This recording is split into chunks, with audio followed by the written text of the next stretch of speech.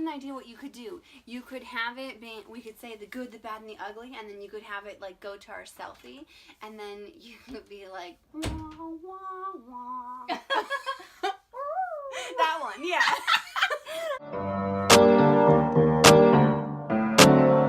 Hi everyone, it's Nicole. And Jen. We're here doing a semi-original book tag. Yay! Oh my god! It was Jen. She came up with it. Well, it's the book-to-screen adaptation, The Good, the Bad, and the Ugly. There is a book-to-movie adaptations book tag that was going around a couple years ago. I didn't find an original video, but I've seen a couple of people who were tagged and they did it. Our questions are a little bit different, not too much, but I guess we're doing film to screen, so that's movies and TV shows. Yeah. So I won't say this is an original tag. I'll just say this is our twist 2.0. Yes! On the book to screen adaptations.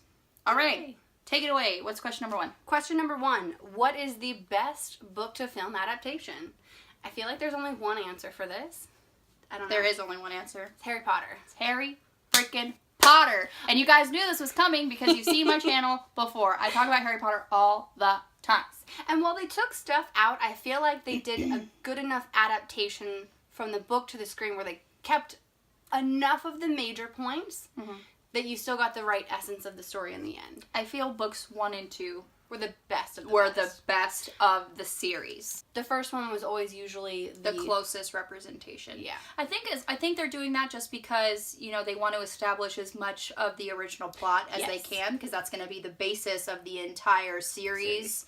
And then they can take liberties here and there as they see fit, as it progresses into kind of its own thing, because, you know, even though you take something, it has the original here, but if you put your own spin and your feel on it as a director or as a screenwriter or an actor, it metamorphoses into something completely original. And that's, you know, a cool thing in and of itself, because I can, in my brain, I can separate books and their film adaptations. Yep. I guess that's kind of one of the reasons why I like the Fantastic Beasts and Where to Find Them movie. And I'm sure I'm gonna love the next one that comes out, just because J.K. Rowling actually wrote the screenplay for it. Did she really? Yeah, and that's also why I hate Harry Potter and the Cursed Child so much, is because she didn't write it. Oh, she didn't. Yeah, no.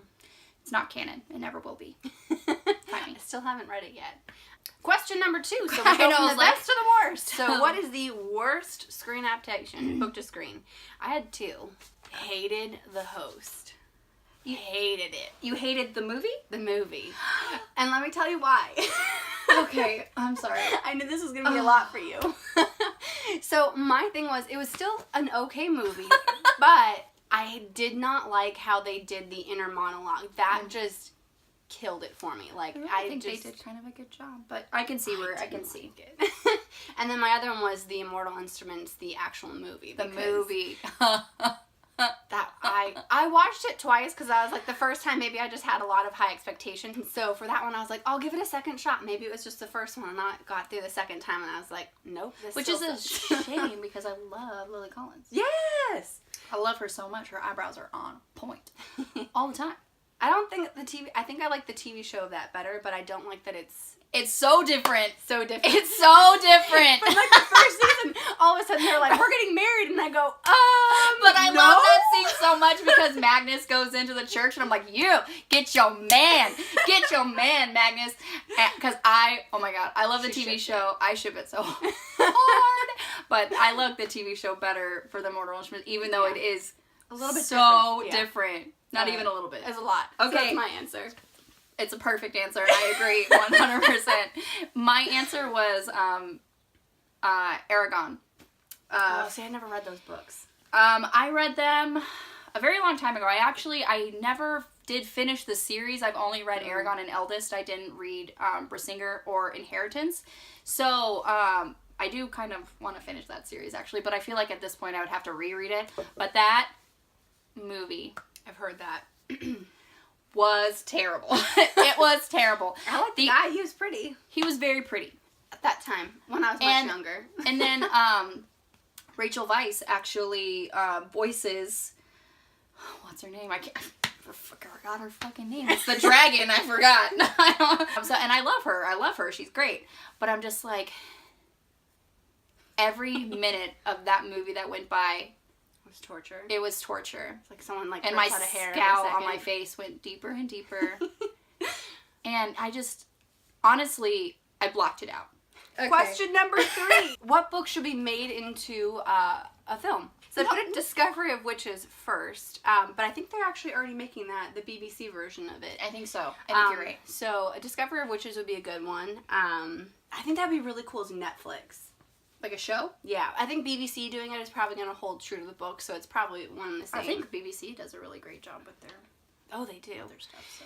and then Lunar Chronicles. I'm reading Red Rising, so that one automatically came to mind, but that's really violent, so it would probably have to be like an HBO show. Oh my god, it should be an HBO show. That'd be really cool. That would be. Mm-hmm. There's a lot. It gets more violent in the second one. Oh, I also put Illuminae Files. I have a lot of answers, so. Illuminae Files would be really good. Yeah. That'd be another good one for HBO because of I think it was like zombies? ACOTAR. Yeah, I thought about that, but then my thought process was, I don't think that they could find a perfect Rhysand, and then I would just hate whoever they picked, and I'd be like, this sucks. It would have to be a hybrid character of...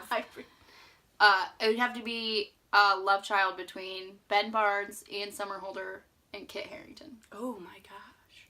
Yes. It would be like those 3 actors put together, and then there's your Rhysand. Yeah, Because I see like a bit of Rhysand in each of those. Yeah, you did. I think. And like in previous movies they've done and everything, I see it.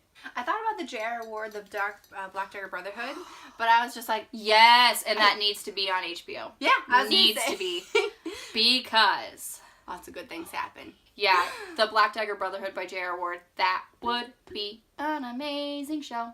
Do. Yeah, and I think we've gotten over the whole vampire hype. Yeah, so because there was a while where basically vampire run shows were everywhere. Just everywhere. And also books. There. And also just books, But I think it would be if, it's run its course, it could start fresh. Yes. No. Chris Hemsworth could be somebody. That's who I was thinking of. I'm just dating. Hollywood! Oh! Oh my god! He would be an amazing Hollywood! Sorry, I had to put it out there. That's awesome. That would be awesome. Yeah. Now I'm just spiraling at this point. Question number 4! What book should have never been made into a film? Well, I put Ascendant, and it's never going to be in a film. I literally created this whole tag so that I could complain about rant about the 2-part. That's not going to happen. It doesn't even make sense. I can tell you, I was in the theater with my friend, and I turned to her when she was walking down the hallway, and I was like, oh my gosh, the 4th movie has been a publicity stunt. Like, they're going to do it. The whole book has been in this movie already. They're just going to have an epic moment, and if you've read the book, you know what it is, and I feel like I should spoil it anyways, but anyways, so I'm just like, you could, and then the movie ended, and my friend goes, I thought you said this was going to happen. I was like, I was convinced. I was convinced it was going to happen because it was all there. That whole book was in the movie except for probably the last 20 minutes. Yeah, re-edit the last 20 minutes, do something with the main character that you didn't do in this one, and you're solid. Put it out on demand. You don't even need to have it go in the theaters. Yeah, just put it straight to DVD. I would buy it. I would buy it. Just to have closure. Yes. I know how it ends, but like with the movies, because now it feels like unsatisfied. You can tell that guy was pissed and he wanted to go after Triss, so I think that's what it was going to do, but then it just never... I don't even know what they would have content for in the next movie. It doesn't make sense. They would just have to make the whole movie up. What did you say? I said the Catwoman film with Halle Berry. Oh, see, I've never seen that. That was a terrible movie. I've heard the special effects, the CGI was terrible. Oh no, terrible. She looked like rubber half the time. Ugh. Yeah, it was terrible, and it didn't even remotely streamline into any of the comic book canon, like at all. No, not at all. I heard that the Daredevil that they did with Ben Affleck was pretty terrible. Some people felt 50-50 on it. I enjoyed it. Okay. I enjoyed it. And I think it's just because I love Jennifer Garner as Electra Nachios. Okay. All right. Question number 5. I was like, I had to shake myself out of it. If possible, what film was better than the book? Outlander. Yeah, definitely. It's a TV show, but oh my gosh! So we recently did a buddy read with a lot of girls. Well, bunch of people. I had been hyped up so much by so many people. So when I went to read the book, well, not just I hyped it up. These are so good. Like the books are great, and I was like, oh my gosh, the TV show is amazing. The book is gonna be just as good. And I'm reading the book, and I'm just like, you are awful. Like you don't have a backbone in your body. Like, oh. Yeah. Honestly, when I first read that book, it was a long time ago. And I did enjoy it. I loved it. I first rated that book 5 stars on Goodreads. 5 stars.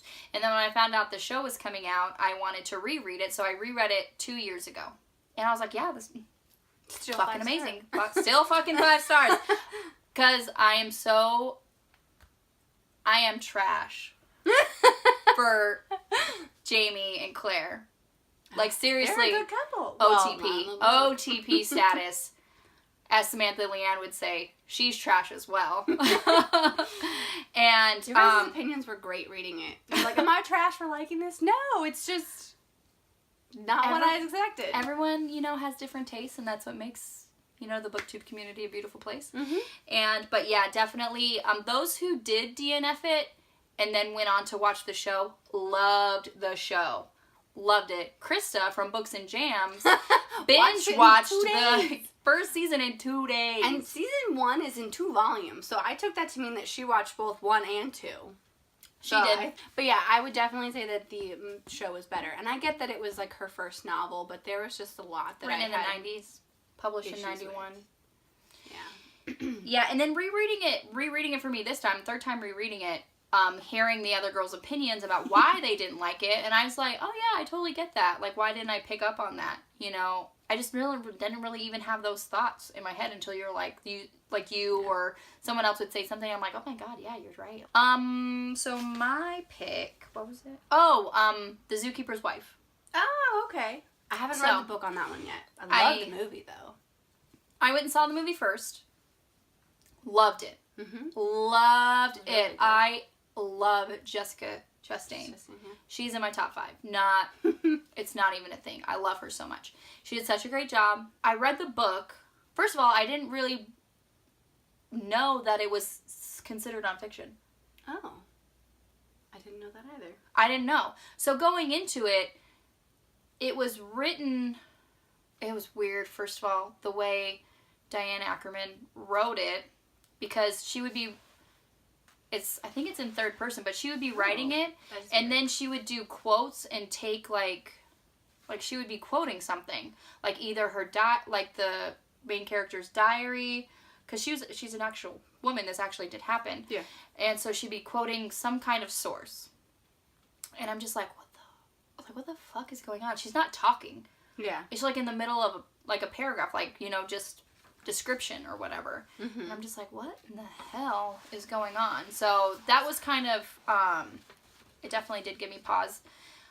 I actually ended up, I rated it 2 or 3 stars on Goodreads, and I wanted give it 2. Did I give it 2? I'm pretty sure you might have given it 2. Question 6, I think. I didn't number them.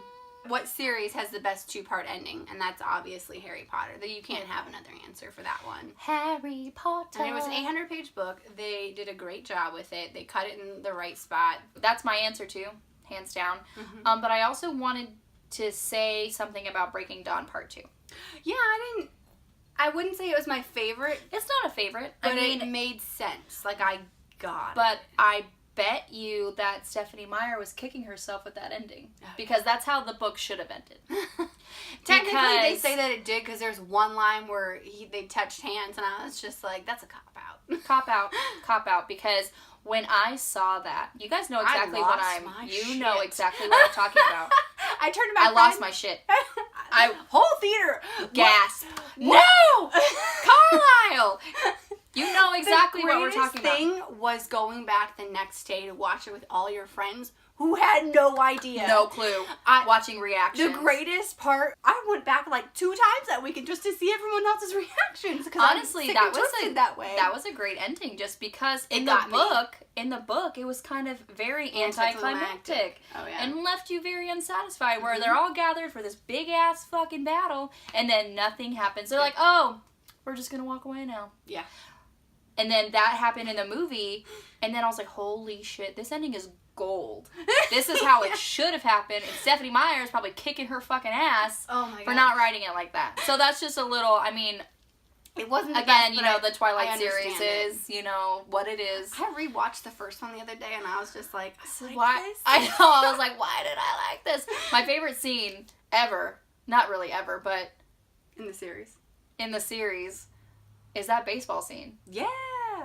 The music. I listened to that song from the baseball series. Supermassive Black Hole, I'm sorry. It's probably the most played song on my freaking phone. I love that song. They had a really and good everyone soundtrack. is so cute, doing their little vampire powers, and Jasper with that freaking, like, bat flip that he did. You know what I'm talking about.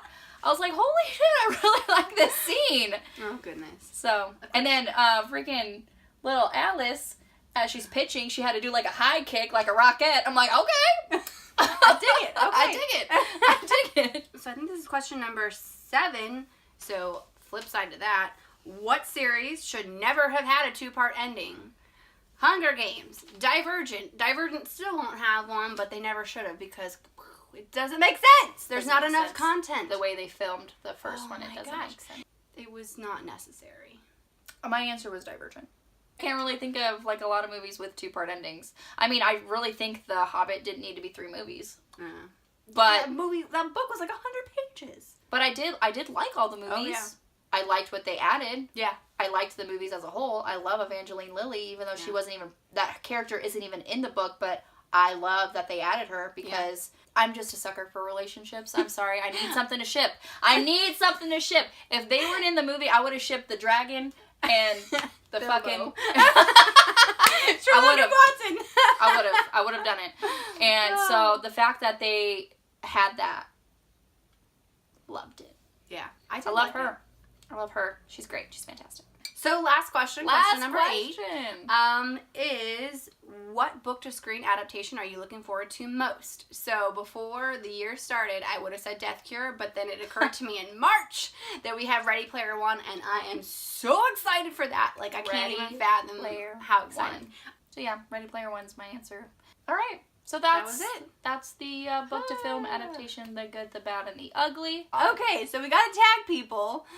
We tagged Jessica and Christeena from Game of Tomes, Krista from Books and Jam, Kelsey from Hardback Haven, and Dayton from the first chapter. You have been tagged, but of course, you're it. If you want to do it, consider yourself tagged. Yes. Don't forget to like my video if you did. Comment below. Tell me some of your favorite book to movie adaptations or book to film. If you have comments in regards to what we said, start a conversation.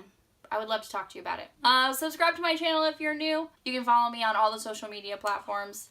All of them. They'll be in the description box below. I'll see you next time, avid readers. Bye, guys.